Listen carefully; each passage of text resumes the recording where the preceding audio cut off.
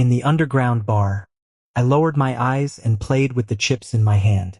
The slightly intoxicating liquor tinged my lips red. I casually threw on a sleeveless suit over my bare chest, and the alpha's true nature seemed particularly decadent at this moment. My faintly glowing phone was just placed on the bar counter of the bar. What was displayed on it were still messages continuously sent by some resentful beta back at home. Where are you now? Talk. Do you think I, the main partner, am dead? Which random guy are you out fooling around with again? I let out a sigh.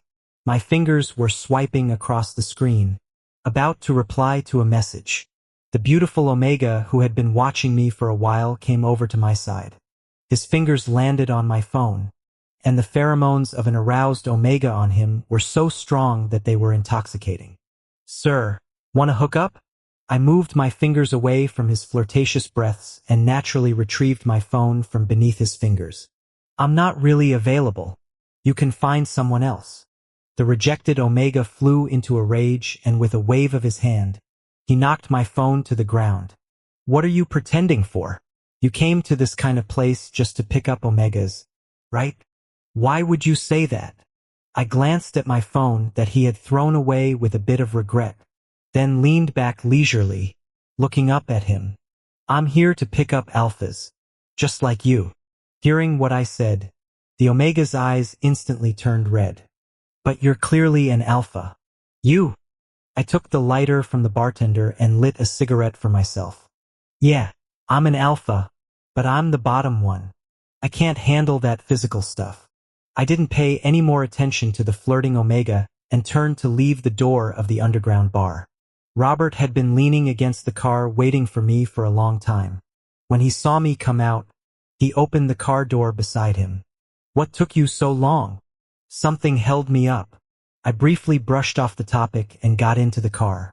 I looked around the nearby block and asked an unrelated question. Is there a late-night eatery around here? Robert gave me an extra glance. There is. But since when were you so down to earth? I lowered my eyes and slowly exhaled a ring of smoke. Can't help it. I've got a little lover at home. He's still growing. Little lover? When Robert said these 3 words, he drawled the tone, repeating it a few times, with a rather indescribable flavor. Did the matchmaking people find it for you? They really have too much time on their hands. I didn't say anything more. When I brought Robert back home, I saw my nominal beta partner blocking the door with an unfriendly expression. Grayson's face darkened immediately when he saw the close actions between me and Robert. He pulled me into his arms and said coldly, Sir, thank you for sending my wife home. Now you can go back. If my wife wants to fool around, she can only do it with me. Before he could finish, I flicked his head with my cigarette in my mouth. Kid, you're not even grown up yet. What are you pretending for? Call me bro. His eyes instantly cleared up and he looked at me with a pitiful expression. Wife.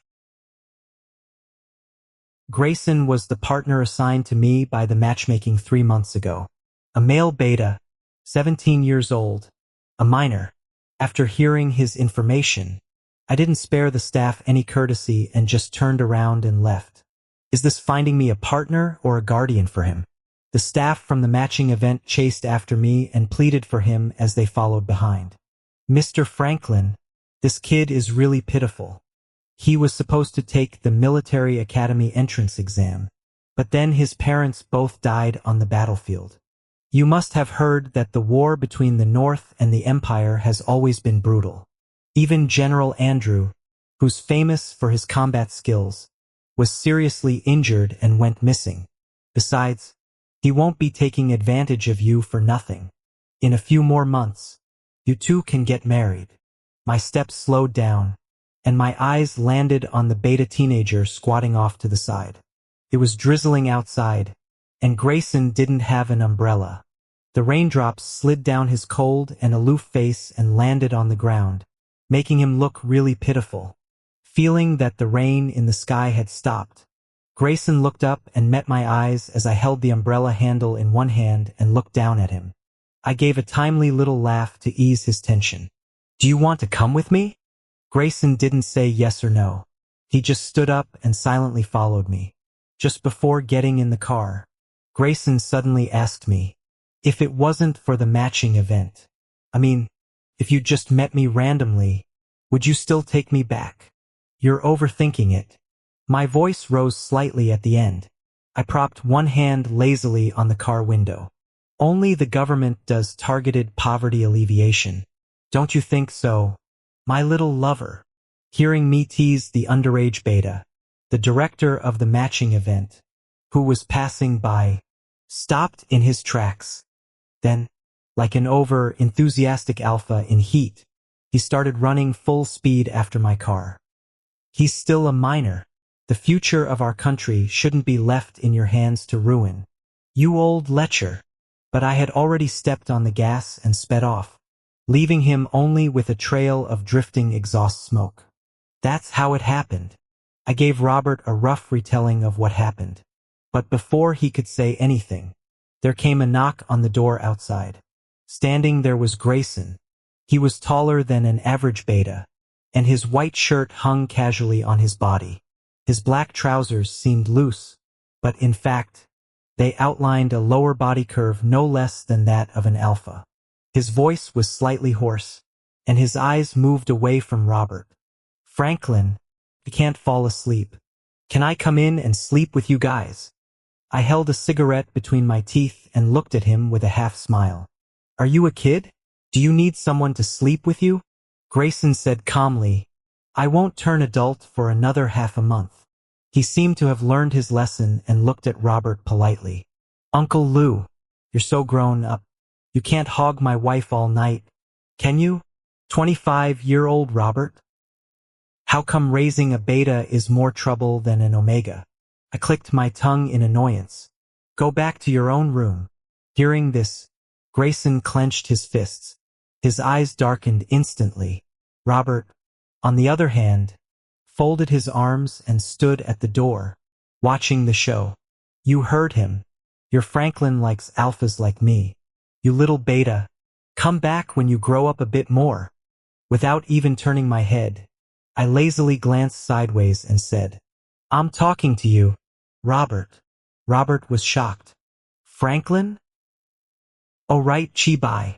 As if I'd just thought of something, I raised my hand, turned around, and saw Robert's eyes light up again. I couldn't help but smile slightly, which seemed to daze him. Oh, and one more thing. Don't forget to close the door on your way out. Robert. Grayson got to sleep in the same bed as me. The young beta had no pheromones. He was clean and fresh. His eyelashes were really long.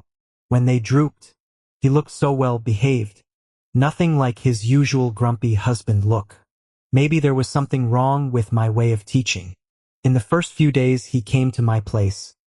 He was a well-behaved little beta, firmly holding his belt, saying all that nonsense about how he liked omegas and would never be submissive. I casually said, well, I like alphas and I'm okay with being submissive. So we don't interfere with each other. We can do our own thing.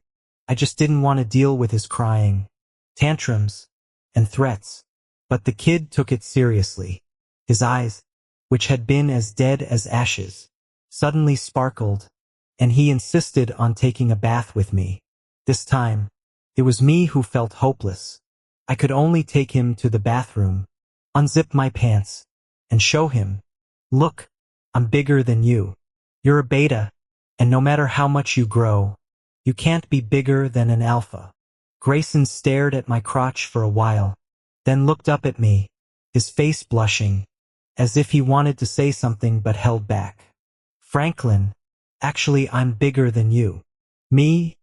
I looked at the place that was bulging even in his sleep, unconsciously pushing against the covers.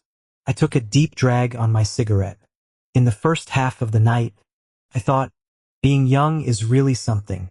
In the second half of the night, I irritably kicked away the quilt that Grayson had wet. I couldn't sleep like this anymore. Half a month later, I was called to the school where he studied by his teacher on the phone. The teacher on the other end of the phone sounded very serious. Mr. Franklin, Are you Grayson's parent? I'm his teacher. Here's the thing. I've noticed signs that Grayson might be in a puppy love. I wonder if it's convenient for you to come to school. The teacher said that Grayson's puppy love partner was a female Omega.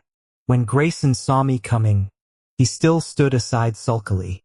That love letter wasn't for her at all. The teacher clearly didn't trust Grayson and asked him back. Then tell me, who was it for? Grayson glanced at me, then deflated and said irritably, anyway, it wasn't for her. It was taken away when those guys were egging me on. Seeing that the teacher didn't believe it at all and Grayson was being so stubborn, I spoke up to ease the tension. Teacher, I'll teach this rascal a lesson when we get home. When I came out of the teacher's office, Grayson followed me and angrily said, Franklin, don't you believe me? You know very well that I'm your partner. I only have feelings for you. I ignored him and lit a cigarette for myself. The female Omega's family is in the ore business. It'll be helpful for you in the future. Grayson suddenly rushed up quickly and grabbed my sleeve. When he looked at me, there was a kind of helplessness in his eyes that made him grit his teeth with hatred. I don't care about these. Franklin, don't you really understand me at all? I just want to get into the military academy and then marry Franklin. Grayson pulled me into his arms. His body had a fresh soap pod smell, which mixed with the pheromone on my gland, and it wasn't repulsive. As a beta, Grayson couldn't tell that I was in the rutting period. Only I could smell the slightly sexy pheromone on my body, which was so intoxicating that it could make people lose control. The young beta stared straight at me. Franklin, I'll be an adult tomorrow. My slender and strong lower back naturally leaned against the wall. My eyes were slightly drunk, and I raised the corners of my lips and looked at him. So, have you thought about what coming-of-age gift you want from me? Grayson stared at me for a long time, then suddenly leaned down and kissed my lips. Franklin, I want it. The heat of the rutting period can make people lose their minds from the fever. Grayson obviously had never seen me like this before and kept using ice water to cool me down. When he leaned down again, I suddenly bit his neck, but I couldn't find the gland that could satisfy my needs no matter what. Instead, it made Grayson excitedly hold my gradually softening waist. Franklin, are you inviting me? I was already in so much pain that I didn't have the strength to speak. Inhibitor! Grayson obviously didn't hear my murmur. The water in the bathtub splashed. Even without the entanglement of pheromones, couldn't stop the beta's enthusiastic actions. Afterward, Grayson, with a satisfied smile, asked me indirectly how I felt. I had never experienced this before. How was I supposed to know if this counted as being pleasurable? I smacked him on the head and said, "Get lost." Grayson was admitted to the military academy in advance because of his excellent grades. After all, Grayson was a newly adult beta and couldn't hide his excitement. He was eager to do it a few more times that night. When I was driving him, I casually asked him an extra question. Are you really that happy about getting into the military academy? Grayson was more serious than I expected. He said with a solemn expression, I heard that graduates from the Central Military Academy can be directly promoted to the Northern Army, which is directly under Andrew. It can be regarded as fulfilling my parents' last wish. Franklin, trust me, when I come back with money, I'll take good care of you for the rest of your life. I laughed off his grand words. After sending him into the military academy, I turned around and saw an unexpected person. I stared into that person's eyes for a long time, then leaned against the corner of the corridor with a cigarette in my mouth and teased him. You've been really idle lately. You even have time to come down to the grassroots level for the new recruits registration. Dennis was about the same size as me, but his natural superior aura effortlessly pinned me to the corner, interrupting my teasing. I heard you don't want to accept the treatment provided by the government. Give me a reason. I leaned back and met his gaze with a half smile. I just don't want to be treated. What reason do I need? Dennis finally frowned slightly. Andrew, what on earth are you trying to do? I flicked the ash off my fingertips and remained silent. Dennis didn't have a penchant for inhaling secondhand smoke. But towards me, he seemed to have an unusually tolerant patience. Do you think this will make me abandon the decision of war? Dennis frowned and looked at me. Andrew, you're regressing. Or did that low-class beta of yours turn your brain to mush with some love-struck nonsense? Did a 7-day rut get you so high that your brains are fizzing? He stepped closer to me, pressing the power ring symbolizing supreme authority against my jaw. A silent threat. Andrew, you should know that the military is never short of talents. You'd better hope you can keep those hands that can operate a warship. Otherwise, your existence will be worthless to the country. I clamped down on the cigarette and was non-committal. I'm sure those medics have already told you that I can't save my hands. Dennis's brows knitted tightly. I'll spare no expense. I smiled faintly, pretending not to hear him, and held out my hand to him. Sure, to show my value in living. Give me time, and I'll create a second Andrew for you. How about that? Dennis twirled the power ring in his hand. Hearing my words, he immediately looked up, giving me an extremely deep look. When I came out of the corridor, I realized that Grayson had been waiting outside for a long time.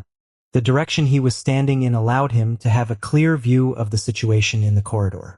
This meant that all the ambiguous actions between Dennis and me that could easily lead to misunderstandings had fallen into his eyes. Dennis walked in front of me, glanced coldly at Grayson, put on his standard velvet gloves, indifferently withdrew his gaze, and left straight away. Yet, someone like Dennis, a high flyer, wouldn't even catch his eye under the top alphas. Just as I was thinking about how to explain to Grayson, he had already placed his hands on either side of my waist and pinned me against the wall. Franklin, who is he to you? Ha!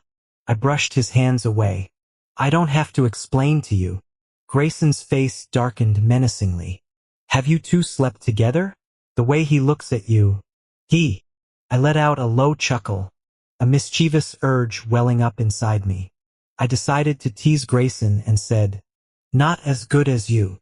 Upon hearing my words, Grayson's face suddenly flushed bright red, burning hot. Grayson was about to say something more when a classmate who had come out of the military academy registration with him called out to him. Grayson, let's go get supplies together. Grayson's first reaction was to turn and look at me. I slightly raised my eyebrows at him and said, aren't you going? Instead of leaving, Grayson walked up to me first and kissed my forehead. Franklin, wait for me to come back, he said. The moment Grayson turned and left, my gaze turned cold. I stubbed out the half-burned cigarette butt against the corridor wall. In the underground bar, I rolled up the paper letter and dropped it into the wine glass, and then relayed the information that I was still alive back to the front line. Robert sat beside me, his legs crossed as he flipped through the instruction manual for the latest warship, clearly enjoying the drama. You sent your beta little boyfriend to the military academy? That place is ruthless. How could you bear to do that? I replied, weren't we all from that place? It's not a bad thing for a boy to get some training out there. Robert couldn't quite put his finger on what was wrong. He scratched his head. But Grayson, he's just a beta. I took off my velvet gloves and tapped the bar counter with my strong knuckles. The stupidest thing in high society is believing that the so-called superior status compared to betas and omegas is a given. 80% of the world is made up of betas. Their existence is the cornerstone of society. In an uncivilized society, the large number of betas is a natural advantage, and they are the most significant force for social change. After I finished speaking, Robert was silent for a moment. Then he raised his hand and downed the drink in his glass in one gulp. Franklin, it's rare for you to talk so much. Did my simple question draw out your long-winded speech? I was speechless. After thinking for a while, I still took out my phone and sent a message to Grayson. Beta, remember to take good care of yourself out there. Grayson quickly replied, question mark. As an honorary director of the military academy, I was invited to watch the new recruits rehearsal. But the real reason is that the military academy has the best medical facilities in the country. Dennis asked me to recover from my injuries here. The principal of the military academy was fawningly following behind me, introducing me to the new recruits who were curiously looking at the warship. General Andrew, these are all newly recruited promising young soldiers. See if there are any you like. Taking one under your wing to guide would be a great fortune for them. Robert, observing my expression, spoke up to deal with these tiresome social interactions for me. The general is just here to recover. You just do your job. The general won't interfere unless it's an important occasion. The principal wiped the non-existent sweat from his forehead, led me to the infirmary, and almost threw me to a beautiful female Omega doctor like I was a hot potato, then fled in a hurry as if I were some kind of fierce monster. Come on, am I really that scary? The doctor's conclusion was pretty much the same as what the medic said. They could only barely preserve normal function. It was almost impossible to return to the original state. I nodded to her in gratitude. Robert got me the medicine. As we were leaving, the Omega doctor asked me curiously, with a pair of cute, lively star-like eyes peeking out from above the folder. General Andrew, are you and Mr. Robert really not a couple?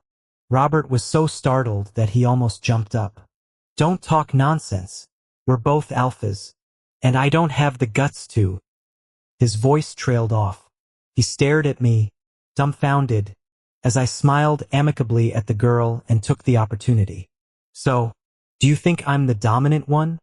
The Omega girl nodded frantically. Yes. As Robert and I were leaving, the girl was still muttering to herself. Mr. Robert and General Andrew are real. I'm so happy. Like I found a real-life couple.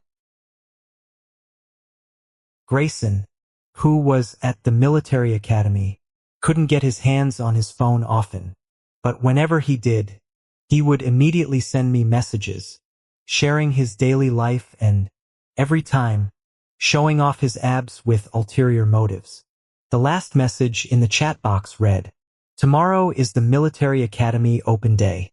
Honey, will you come to see me? Robert was quite disgruntled about this. That damned vixen, that slutty fox. I just took my eyes off for a second, and he's already seducing my Andrew. I silently swiped away Grayson's mirror selfie flexing his abs, then turned to look at Robert. The military academy open day? Robert asked around and found out that it was an internal martial arts competition in the military academy. An obstacle course using specific warships as vehicles. The difficulty wasn't high, mainly to assess the outstanding abilities of the cadets. A sense of superiority welled up in Robert, and he mumbled, this is just child's play fighting. What's there to watch? I leaned back, crossing my arms. You're going too. You want me to compete with these brats? Isn't that bullying kids? No. Robert put down his book and leaned in, looking gossipy. Andrew, do you want me to keep an eye on your beta little boyfriend? I didn't answer him. I stood up and tossed the key to the warship in his direction. Although Robert didn't know what I meant, he still leaped sideways and clumsily caught the key. By then, I had walked to the floor-to-ceiling window and looked down condescendingly. The top-floor penthouse, which symbolized the highest status, allowed me to overlook the entire military academy from here. Checking your work. The latest warship obstacle course with new aviation equipment can best show a soldier's talent and ability. Robert, prove to me that you deserve this military honor. I sat on the observation deck, flipping through the pages of a book, and occasionally looking up at the red aiming points on the screen that represented the new recruits. When I went to the washroom, I heard two new recruits whispering about something. I wasn't interested in meddling in these petty squabbles among the young. until I realized this was a very malicious incident. Hey, second brother, let's change the direction keys of that beta kid Grayson. Among this batch of new recruits, he's the most show-off.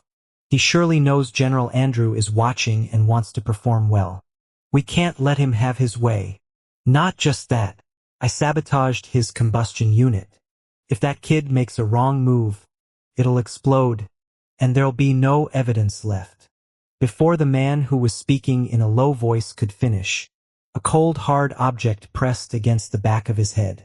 He turned around, unaware, and saw the medal on my shoulder that symbolized the highest honor. I suggest you mind your own, said General Andrew. I knocked one out with the butt of my gun and then threw both of them into the principal's office. The poor principal didn't even know what was going on and was unlucky enough to be forced to catch his two students in mid-air. General, don't just throw people at me and leave. How should I handle this? Give me a definite answer. I casually picked up the half-silver mask on the table, quickly boarded the ship, and launched a new warship from the spare room to chase after Grayson. From afar, I spotted Grayson's warship. I leaped onto it at an incredible speed, using a grappling hook to steady myself. Most of my body was hanging outside. I had the silver chain key that had fallen from my neck clenched between my teeth. The wind whipped my trench coat noisily, but before I could insert the spare key, the detection system at the door had already recognized that I had the highest access level fingerprint for all warships, and I nimbly slipped in. I jumped into the cockpit and deftly pressed my fingers on Grayson's, turning the steering wheel. The moment our hand bones touched, Grayson, who had been sitting in the driver's seat and was in a fluster, gave a start. Which district are you from, senior? How did you get on board? The warship is going at such a speed, and you still jumped on. Are you crazy? With a solemn face, I said calmly, look ahead. My breath hit Grayson's hand. He felt a bit uncomfortable, but he also knew this wasn't the time to question. Grayson calmed down and said, the combustion unit was cut open, and the maneuvering device was also deliberately damaged. I gave him the rudder and tried to stand up, holding onto the guardrail. Hold your rudder tight. I'll go fix it. Grayson grabbed me. You sit. I'll fix it. I was taken aback. You can fix this? Temporary repair of the unit, an aerial job, has a not low mortality rate. There are few people in the military who can do it. Grayson nodded. A little. If you survive, could you give my wife a message? I miss my wife. I really miss her. I didn't break my promise. I'm sacrificing myself for the country. Although you're a nice guy, I don't want to die with you. I'm afraid my wife will misunderstand. So you must survive. So annoying. I interrupted him. Shut up. Maybe I was too fierce. The tall beta sniffled and quieted down, then turned to go outside to replace the new unit. I don't know if he succeeded in replacing it. Anyway, the warship reached the supply station without incident. The people at the supply station, seeing me on it, were so shocked that they immediately stood at attention and saluted. General Andrew. Grayson's eyes widened slightly, and he looked at me. General G. Robert walked into my room from outside. I told you earlier, me participating in this big martial arts competition is just like crushing the rookies. I'm your most proud disciple. How could I not be able to beat these greenhorns? When his eyes landed on me, his smug expression was instantly wiped away as if struck by lightning, and he stammered. Andrew, what happened to your hand? God, did the Imperial Army invade? Or is it the rebels who are opposing the government causing trouble? Is our government about to perish? He stared at me with wide eyes as I calmly wound a bandage around my hand. All I did was simply wipe it with an alcohol swab and considered it taken care of. It's nothing serious. Where's the principal? When the principal was brought before me, he already had a general idea of what had happened. He looked as dejected as a chick caught by an eagle. General, It's all my fault for not keeping the students in line. I've already locked them in the detention room, waiting for you. I threw the blood-stained bandage into the trash can. The principal said before that I could pick a few students who caught my eye to follow me and I'd give them some pointers. Is that right? The principal let out a sigh of relief. Yes, yes, yes. I nodded. You choose. I need 20 people. War is coming, and I need them to go to the front line with me. I didn't mention anything about Grayson to him. After all, if he couldn't figure this out at this point, he didn't deserve to be the principal of this military academy anymore. After talking to the principal, I went home. Grayson took a sick leave from the military academy. I waited for him at home, tried to cook a simple meal but blew up the pot. In the end, Grayson cooked for me. After the meal, he pushed an accidental insurance beneficiary form in front of me.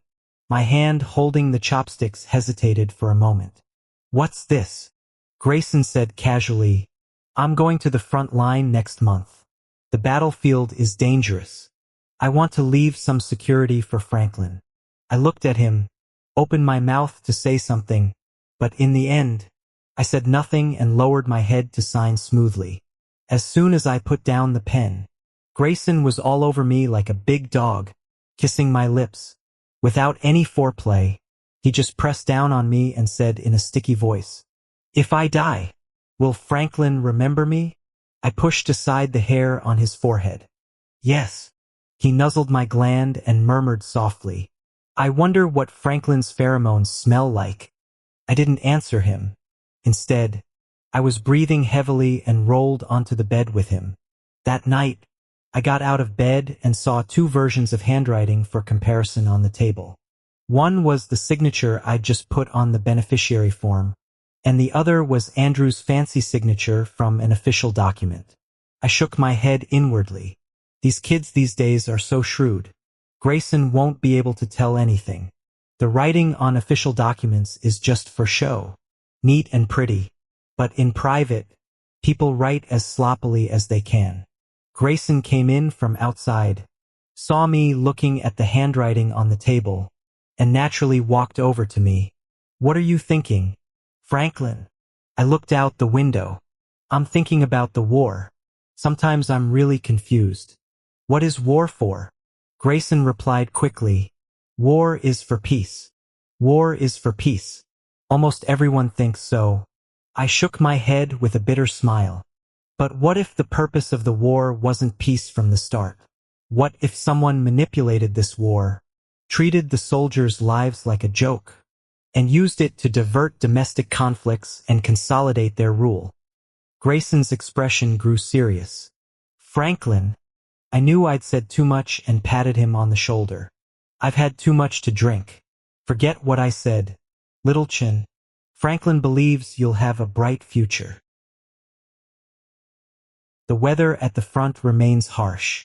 Robert and I are standing at the highest point of the terrain, scouting, just in time to see the soldiers sent by the military academy's principal boarding the live-fire warships one by one for drills. Robert spots Grayson at a glance. Oh, Grayson's here too? I thought this little beta was just all show and no substance. Didn't expect he actually has some skills. I take a sip of hot water. He's way more capable than you. I wonder who was the one who peed their pants the first time they saw a warship. Robert explodes like a boiling kettle. Whoosh! Andrew, why are you taking his side? Since ancient times, only the laughter of the new is heard, not the cries of the old. Hey, Andrew, where are you going? While Robert is talking, I've already walked over to Grayson. I'm still wearing half a silver mask, and he can't recognize me. When he sees me, he doesn't jump in surprise anymore. General Andrew. My voice is slightly hoarse. 3 operational errors. Engine stalling at startup. And 2 skids. Get up here and watch me operate. Grayson stiffens and quickly follows. I get into the driver's seat, take off my sheepskin gloves, start the engine skillfully, grab the steering wheel. When I'm about to light a cigarette out of habit, I remember Grayson is here and quietly put my hand back. I stop when we reach the designated location. This afternoon, you'll train with the infantry. Grayson quickly replies, but I'm a warship crew member. I give him an extra glance. Your physical condition is too weak. Grayson is silenced by what I said. Grayson's combat ability is even worse than I expected. When facing off against the released military prisoners with guns, he keeps backing away, and several parts of his body are grazed by bullets. Right in front of his eyes, the military convict's gun pressed against his Adam's apple. Just at this critical moment, a bullet pierced through the enemy in front of him. Grayson's eyes widened as he watched the blood splatter onto his clothes. He looked up and met my sharp, cold gaze from the high ground. I lowered the pistol with steam still rising from the muzzle. My eyes under the mask looked at him indifferently as I leisurely cleaned the gun. The personal guard walked up behind me and whispered in my ear, "General Andrew, it's a long-distance communication from the Empire." I casually tossed the gun to the personal guard and turned to leave.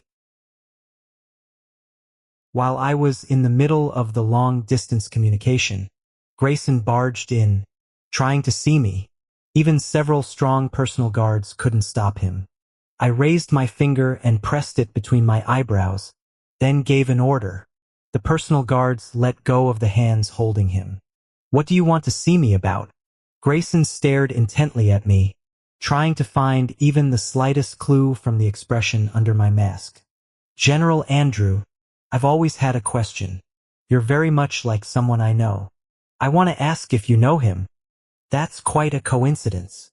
I interrupted him bluntly. I didn't show any interest in his topic. But seeing that he was still frowning and observing me, I took the initiative to bring up the topic again. "What kind of person is he?" "Like me." Grayson seemed to be in deep thought. "You and him give me the same feeling. You're both smart, calm, and handle everything with ease, like natural leaders." I was so bored that I almost yawned. I held an expensive pen with my middle finger. The royal diamond inlaid on it sparkled with a beautiful blue light. "What exactly is this feeling?" Grayson seemed to hesitate for a moment. "I want you." The atmosphere in the air froze for an instant. Oh, it was the sound of something hitting the table. Just behind a screen, the soldier beside me firmly held my hand and whispered to me, "Calm down, Admiral. This pen was given as a diplomatic gift when establishing relations with other planets. You can't smash it. It will affect the friendship between countries." After Grayson left, I took a deep breath, slowly stood up from behind the desk, and pressed a silver button again. A light screen that dropped from mid-air lit up, and the young emperor of the empire appeared on it. He casually played with a jade thumb ring in his hand. His pine-green eyes, which were naturally charming, made him look nothing like an alpha. "General Andrew, being an alpha is really boring. If those sweet little omegas in the Empire knew that their dream lover is wasting his body like this, they'd probably cry themselves unconscious." I sneered and interrupted him. "Mind your own business. Loins." I looked at his hand, which was taking grapes from the young captain of the guards beside him with a flirtatious air. Then, in a very unruly and maliciously retaliatory tone, I said, "Sooner or later, you'll also experience being love-struck, little emperor." I hung up the remote video call. The soldier then asked me what to do about losing face in front of the Empire. What should I do? What else can I do?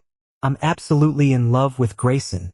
Otherwise, with my previous temper, for someone who embarrassed me to my face, I wouldn't mind stripping him naked and leaving him in the barracks, hanging him up with a long spear and a loudspeaker for 4 or 5 days, getting even. He's really lucky. I learned that Grayson had disappeared 3 days later. The station troops had to move northward without delay. I stayed in the rear and went to look for Grayson alone. The ice fog grew thicker, making people shiver.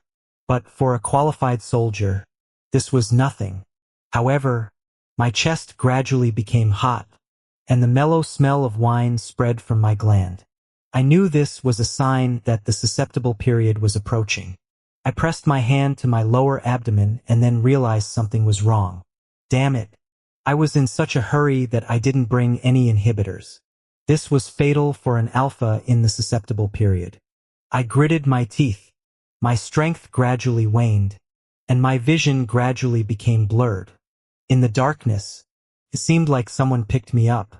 They took off half of my silver-adorned mask one by one. When I woke up, I found myself already with the main group. Grayson was sitting beside me, keeping me company.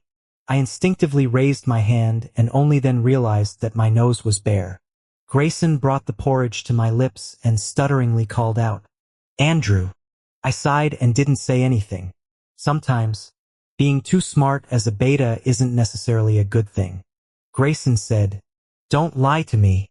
Whether you're General Andrew or just Andrew, I'll always be on your side." Grayson is different from Robert. He has political acumen. With just a few hints, he can guess that maybe I want to do something big. When the domestic situation was urgent, diverting the conflict was the solution thought up by the top brass of Chris. So, the Chris government represented by Dennis launched a war. Compared to peacetime, only continuous war can ensure the government's prestige. For this, sacrificing however many people is not a pity. Then, what should those who are caught up in it do?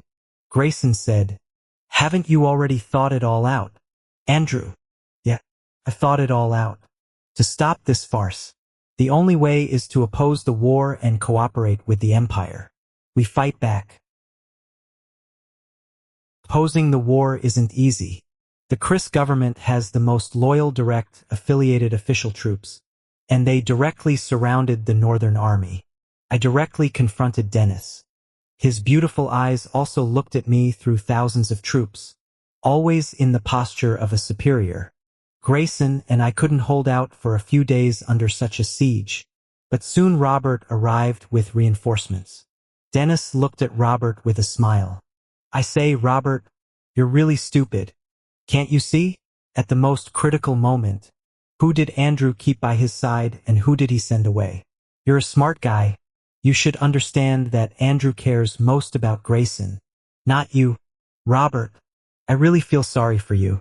Clearly, you've been with Andrew the longest, and everyone would think you're Andrew's heir, but he just chose Grayson out of personal feelings. Robert, are you willing to accept this?" The voice echoed across the battlefield. Dennis wore a look of confident victory on his face. Meanwhile, Robert remained silent, gripping the gun in his hand tightly. Everything fell quiet. Everyone was waiting for Robert's answer. Even I was waiting for his response. Finally, Robert spoke slowly. "That's not true. Andrew has been very good to me. I don't envy Grayson at all. Andrew is fair. Whatever Grayson has, I have too, and maybe even more. I will never betray Andrew. If Andrew didn't choose me, it must be because I didn't perform well enough." Robert made his choice, and the Northern Army cheered. Only I, who had watched this alpha boy follow me since he was young, saw his unwillingness, disappointment, and sadness, which he carefully hid behind, having to nurse his wounds alone. I also saw Dennis raise his gun at him without hesitation. When the bullet was fired, I stepped in front of Robert. All I could see was blood. My fingers curled up with difficulty. Everyone dropped to their knees with a thud. Robert grabbed me like a madman and shouted, "Andrew!" in his arms.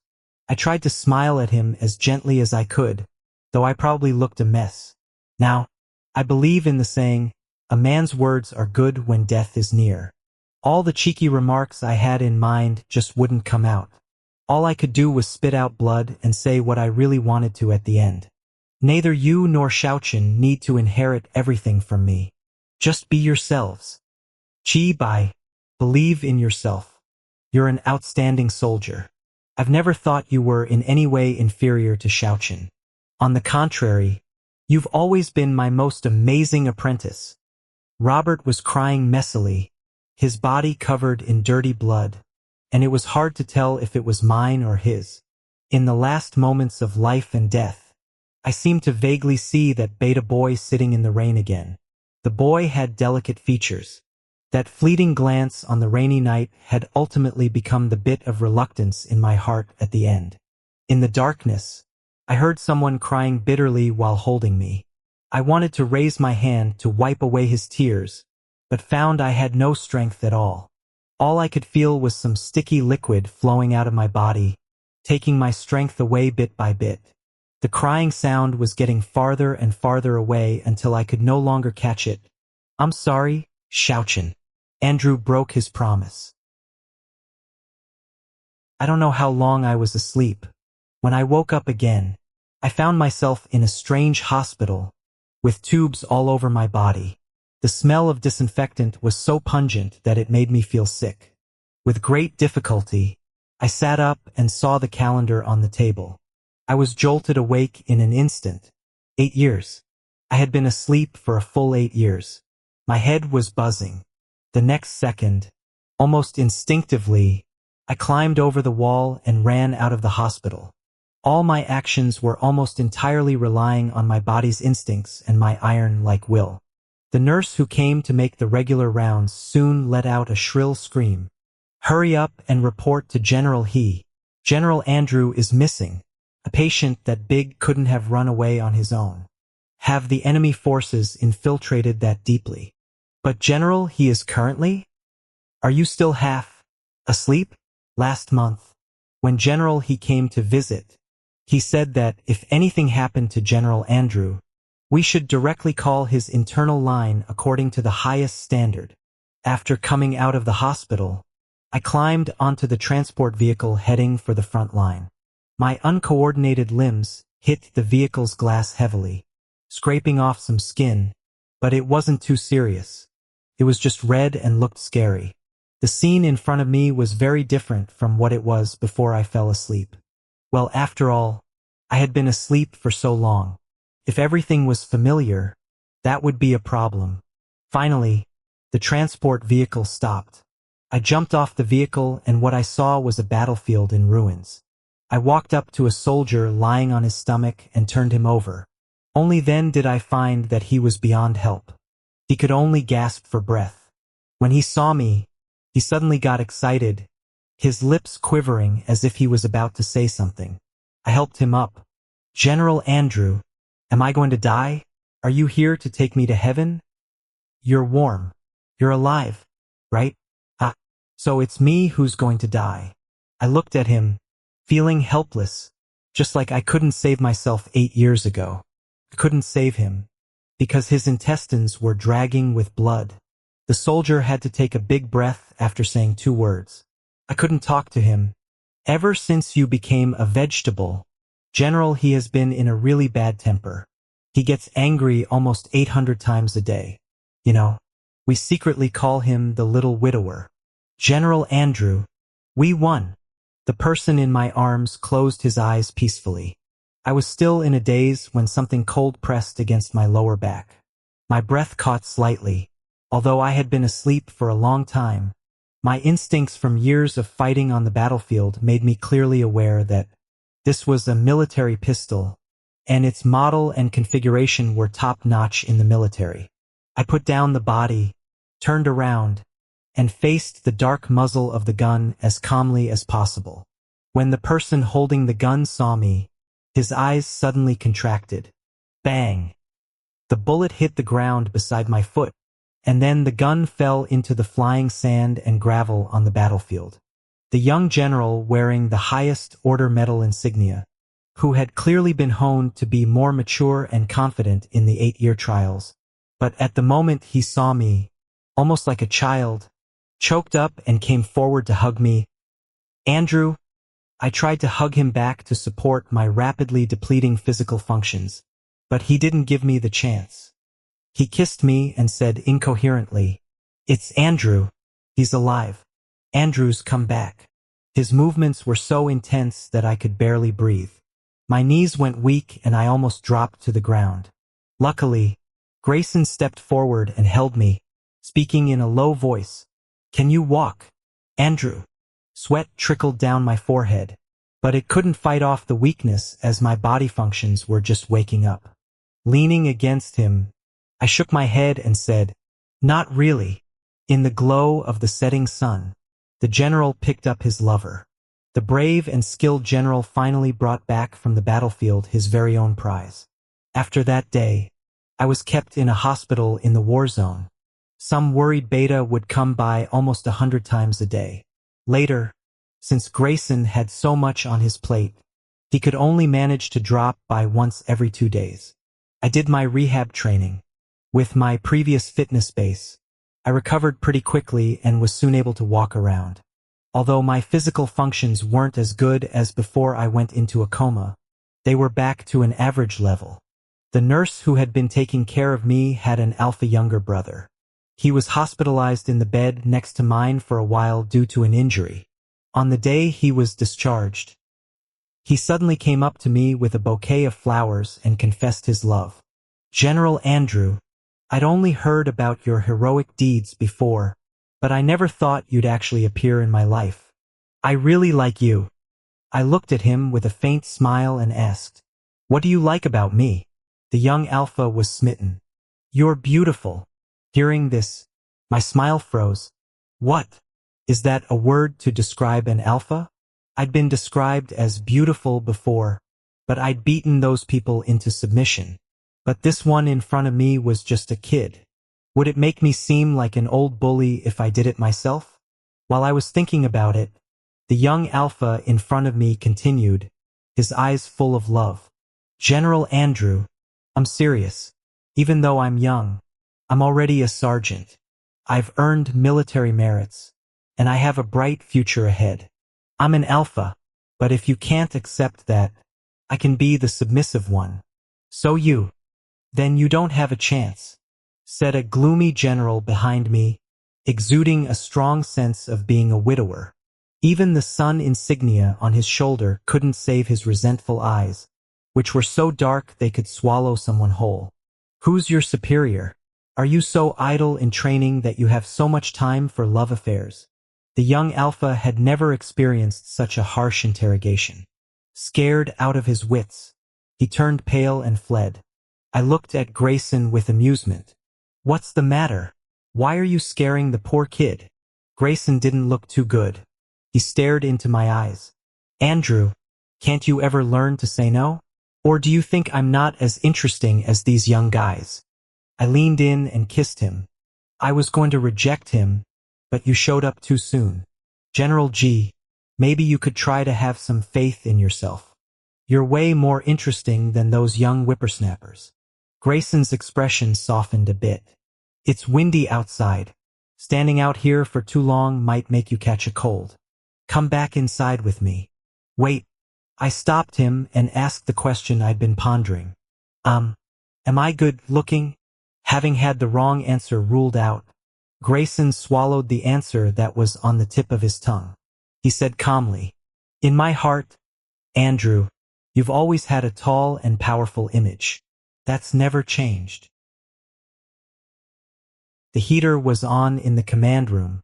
I stepped on the carpet and kissed Grayson passionately. My strength was gradually waning. I hooked my arms around Grayson's neck, trying to kiss his lips. "Slow down, you little widower, like guy." Grayson's hands were braced on the wool felt, the distinct knuckles showing faint veins. Looking into my eyes, he corrected me word by word. "I'm not a widower." The paper and ink on the table made a rustling sound of grinding due to the violent shaking. Grayson murmured softly, "Andrew, I don't know what was touched," but suddenly, an ear-piercing alarm went off in the top command room of the headquarters. The people outside burst in, only to see General He, whose clothes were disheveled and face slightly flushed. There was only spilled water on the table. The people outside looked inside suspiciously, but quickly lowered their heads when they met Grayson's sharp gaze. "General He, is there something wrong?" Little did they know that their General Grayson was struggling to deal with someone hiding under the table. The pen in his fingers was almost crushed. "Nothing's wrong. Get out."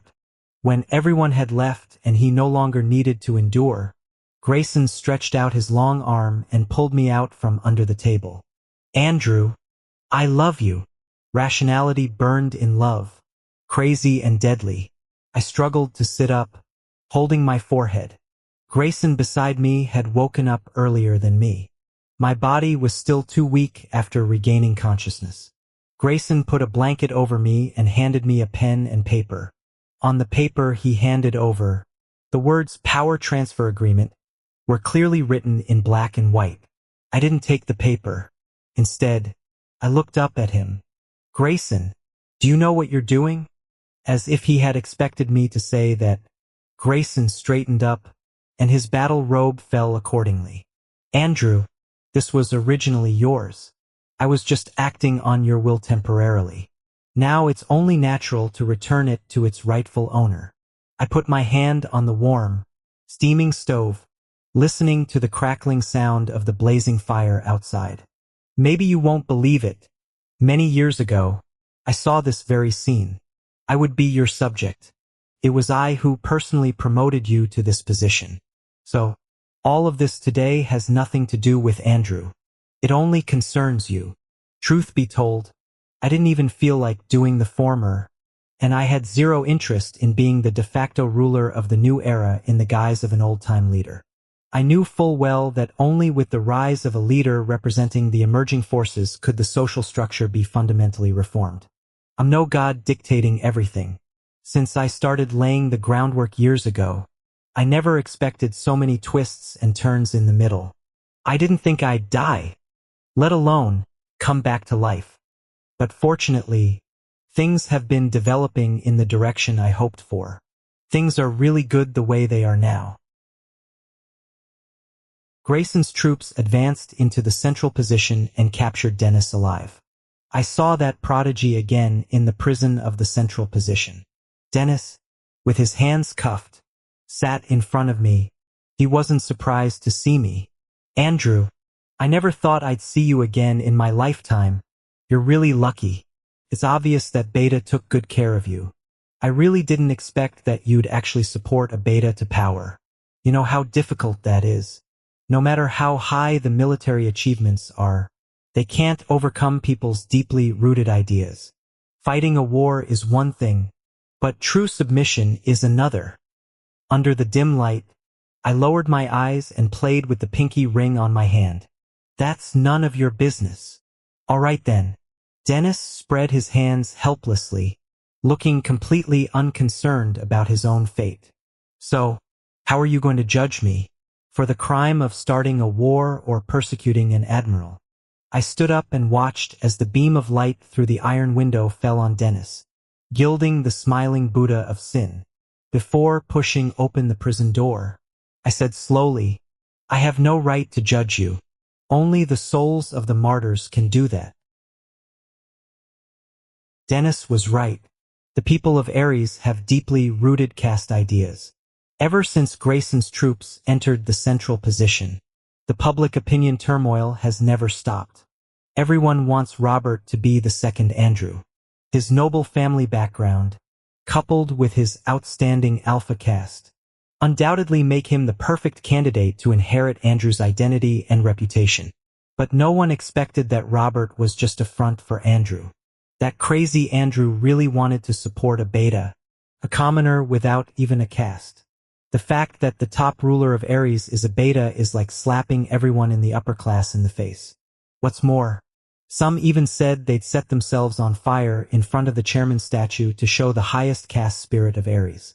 Some people also asked for my opinion, but I said there was no need to go to such lengths. If Ares didn't want the new king to take the throne, then what could be changed was Ares itself.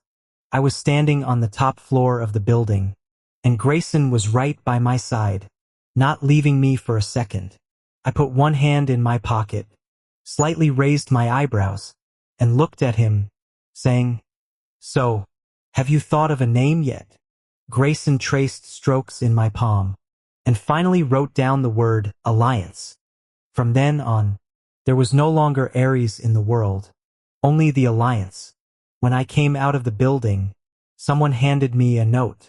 This was also the last time I heard news of Robert. After the war, he met a little Omega who made him want to settle down for life. So he decided to live in anonymity and stay out of worldly affairs. I rolled up the note again and put it in my pocket. It's nice. Everyone has their own ending. Grayson got pre-wedding behavior anxiety syndrome. The symptoms were insomnia, lack of security, and frequent sexual behavior. I sat with my legs crossed, playing with my phone, and from time to time looked up at him. He was like a peacock showing off, changing white suits all afternoon. Andrew, how do I look in this one? I glanced at him and replied perfunctorily, It's fine. It's fine. But it was true. Grayson was tall and had a great figure, a natural clothes hanger. If he wanted, he could even put on a plastic bag and still look handsome. Grayson finally picked out for suits, but 3 of them were torn due to the overly intense sexual activities in the nights before the wedding and couldn't be used. In the end, only one was left, the chosen one. On the day of the wedding, someone knocked on my door. I opened the door and saw countless flying vehicles, balloons, and flowers outside. But in my eyes, I only saw the young and energetic man who got off the warship sprayed with expressions of love, dressed up for the occasion. He held a bouquet of flowers in his hands, wearing a silver-white suit with a cape. Standing at the bottom of the steps, he looked up at me. Andrew, I'm here to marry you, the 18-year-old Grayson said. Franklin, wait for me to marry you, the 28-year-old Grayson said. Andrew, I'm here to marry you. I always thought I didn't like very formal occasions. I only thought I would like to stay in more casual, bustling places full of life. But now, I realize it might just be because there wasn't anyone who made me feel truly alive in those formal settings. I lowered my head and let Grayson put a men's ring on me. Then let's go, my destined lover. The wedding process was long and tedious. I left Grayson to deal with those guests while I took a break among the banquet tables. The council president was pacing around angrily, muttering something like, "Sleeping at the president's wedding. This is just unacceptable. I'm going to wake him up." I looked in the direction he was going and saw an extremely good-looking young man lying on the table. His features were delicate, and his natural beauty seemed to suggest that he would grow even more strikingly handsome and flamboyant in the future, not inferior to anyone present. I held down the council president's shoulder, signaling him to calm down. He didn't sleep all night at the research institute. The fact that he came is already doing me a favor. When the council president saw it was me, he immediately put on a fawning smile. Yes, yes, yes, Mr. Andrew. Although he agreed on the surface at that time. When I was in the corner, looking down and swirling my red wine, the council president secretly slipped up to me again. Mr. Andrew, give me a hint. Who is he? Is he your relative? Or? I chuckled and interrupted him. He's just an ordinary researcher, the only Omega in the research institute. But I'm warning you, Bai Xinglin is the darling of the research institute. If you dare to touch him, his senior and junior brothers will turn your council upside down tomorrow. On their wedding night, Grayson got dead drunk. After all these years, his tolerance for alcohol is still as bad as ever. Robert told me privately that if Grayson were an alpha and could smell my pheromones, given his drinking capacity, he'd surely be the submissive one, no doubt about it. I sighed and helped Grayson onto the bed. Suddenly, Grayson grabbed my hand. Andrew, let me get pregnant. Then you'll never be able to bear leaving me. My eyelashes fluttered slightly. Others might just think Grayson's drunk words were nonsense, but only I knew he'd actually thought about it. He resented me for abandoning him back then to save Robert. Although he'd never told me, I could imagine how hard these 8 years had been for him. Incredibly tough. I've never been a proper alpha. I left my beta lover alone in the world for a full 8 years. I lowered my eyes, covered him with a blanket, took his hand, kissed the back of it devoutly, then tucked his hand under the blanket and whispered, "I'll never leave you." Grayson was in power in the Alliance for 10 years. After the end of his second term, he firmly resigned from all his positions in the Alliance's high level. When his adjutant came to plead with me, I was leisurely placing a half slice of lemon beside my freshly brewed coffee. "Mr. Andrew, please persuade President He. The Alliance really can't do without him, and it also needs your prestige as support." The adjutant's voice trailed off as he saw Grayson walk in from outside, grab my hand as if no one else was around.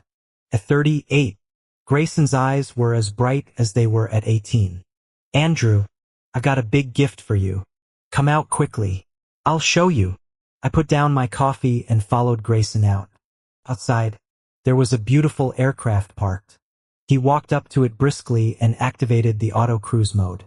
I once told Grayson that if I had the chance, I really wanted to break away from the complicated official business and travel through the stars to see the scenery of this world that we're protecting. Now, I was sitting in the aircraft, knees bent, enjoying the view outside. Grayson had one hand around my waist, passionately kissing my lips under the beautiful starry aurora. No one could disturb us anymore. The universe is vast and boundless, and you are the pursuit of my whole life, and the only romance I've ever encountered so far.